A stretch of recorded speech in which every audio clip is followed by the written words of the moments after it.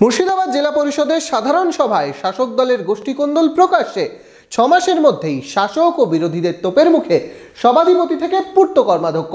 বিরোধীদের কটাক্ষ, মুষল পর্ব শুরু মুর্শিদাবাদ জেলা পরিষদে।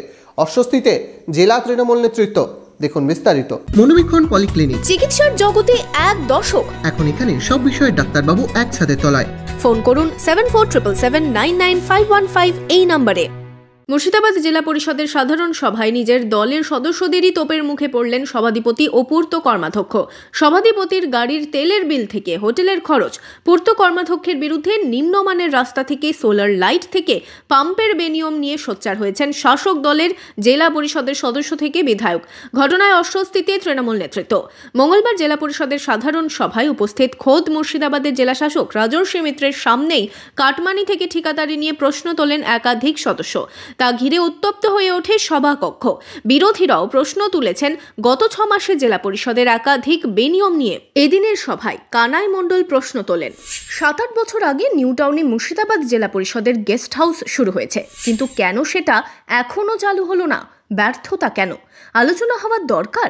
প্রশ্ন উঠছে, জেলা পরিষদ কাজ করছে পথশ্রী প্রকল্পে, যে কাজগুলো এত বেশি হয়েছে পরিকল্পনা মাফিক শিলান্যাস করা যাচ্ছে না কেন? প্রশ্ন তোলেন শিক্ষা কর্মাধ্যক্ষ সফিউজ্জামান। জেলা পরিষদের স্কিমগুলো আমাদের জেলা পরিষদ সদস্যদের চোখ দিয়ে দেখা হোক। আমরা কি এতটাই তুচ্ছ? 21শে ফেব্রুয়ারি সরকারি অনুষ্ঠানের নিমন্ত্রণ পাবো না? জেলা পরিষদ সদস্যা শাহানাজ বেগম প্রশ্ন তোলেন, আমি জানতে চাই জেলা পরিষদের সভাধিপতির গাড়ির জন্য এত তেল কেন বরাদ্দ হয়? কেনই বা বিপুল অঙ্কের টাকা দিয়ে জেলা পরিষদের বিল মেটানো হবে? জেলা পরিষদের সদস্যরা নিজের এলাকায় ঠিকাদারি করতে পারবেন না, এর দাবি জানাচ্ছি। প্রশ্নের প্রত্যুত্তরে সভাধিপতি রুবিয়া সুলতানা বলেন, কোনো সদস্যার আক্ষেপ থাকতে পারে, কিন্তু আমি একটা প্রশাসনিক পদে আছি। কেউ যখন অভিযোগ করছে তার অভিযোগ কতটা যুক্তিসঙ্গত সেটাও একটা দেখার ব্যাপার আছে। এগুলোর উত্তর ডিএম এডিএম দিয়েছেন। আমি সবার সাথে কাজ করি, যে অভিযোগ করছে তার বিরুদ্ধেও আমার কোনো বিদ্বেষ নেই। দেখুন, এ নিয়ে আমার কিছু বলার নেই। আমার যা বলার বলে দিয়েছি। 300 লিটার আপনি ডিজেল তুলেছেন, যেটা জেলা পরিষদের কাছে 500 লিটারের বেশি সভাধিপতি তোলে না, লাগে না। সেক্ষেত্রে আপনি তুলেছেন বলে অভিযোগ তুলেছেন। আমি তো যা বলার বলে দিলাম। এবার সবটা রিজন তো আমি এটাও আমি মিটিং এ বললাম যে আমার ডিএম সাহেব এডিএম সাহেব কিছু যদি আমি হ্যাঁ, মেম্বারদের দেখুন, অনেক মেম্বার আছে যারা ব্যক্তিগতভাবে আমার কাছে বলে যে তেলের কথা আমি দিই। আমি বলি যে আমার এখতিয়ারে যেটা আছে আমি করি কিছু মেম্বারের জন্য, বা সেইটা নিয়ে এবার এতটা অ্যামাউন্ট বলছে এইসব নিয়ে তাদের ব্যাপার, সেটা আমি ইন্টারেস্ট নেই, আর আমি এই নিয়ে ইন্টারেস্ট দেখাতেও চাই না। অভিযোগ কি মিথ্যা? দেখুন, ওইগুলো যুক্তি সাপেক্ষে আমাকে তাহলে বসতে হবে। ডিএম সাহেবও বললেন আপনাদের যে নিয়ে দেখে বসতে হবে। সেগুলো আমার তাদের এইসব জিনিসকে আমি গুরুত্ব দিই বলে মনে করি না। বিরোধীরাও প্রশ্ন তুলেছেন গত 6 মাসে জেলা পরিষদের একাধিক বেনিয়ম নিয়ে।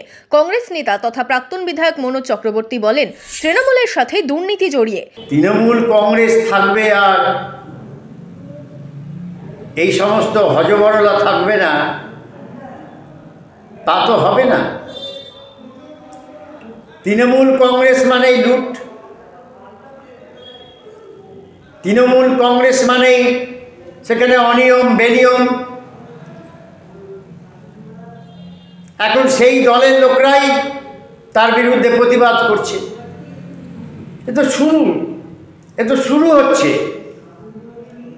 এ তো শুরুয়াত। সারা বাংলাব্যাপী এই জিনিস চলছে।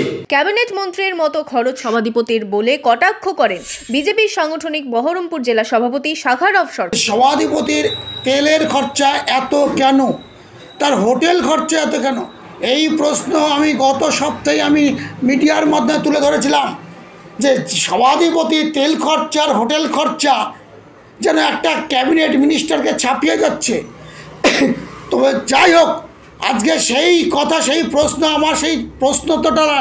আজকে যথার্থ, তার তৃণমূল কংগ্রেসের সদস্যরাই প্রমাণ দিয়েছেন। যদিও এই ঘটনাকে আমল দেননি মুর্শিদাবাদ জেলা তৃণমূল কংগ্রেসের সভাপতি অপূর্ব সরকার।